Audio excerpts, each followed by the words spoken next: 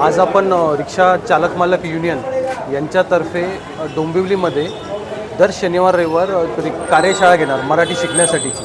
त्यामध्ये आपल्याला एक शनिवारी अर्धा ते पाऊण तास आणि रविवारी अर्धा ते पाऊण तास असा आपण एक कार्यक्रम घेणार आणि त्यांना 4 सेशनमध्ये एक मराठी सर्टिफिकेट देणार। हे सर्टिफिकेट त्यांना कंपल्सरी असेल परमिट रिन्युअलसाठी, रिक्षा पासिंगसाठी व त्यांचं लायसन्स रिन्युअलसाठी।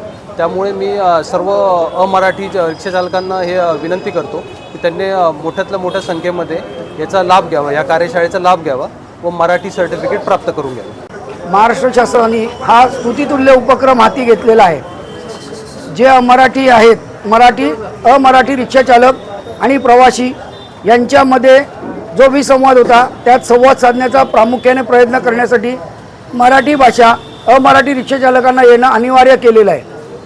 त्यासाठी प्रत्येक शहरामध्ये माननीय परिवहन मंत्री प्रताप सरनाईक यांनी प्रत्येक शहरामध्ये अशी कार्यशाळा भरवण्यासाठी प्रोत्साहन दिलेलं आहे। त्यासाठी हे शिक्षक काही उपलब्ध करून दिले, कोकण मराठी साहित्य परिषद, त्यानंतर आमचं परिवहन खातं जे आमच्या सदैव पाठीशी असतं, तुमच्या आमच्या सगळ्यांच्या।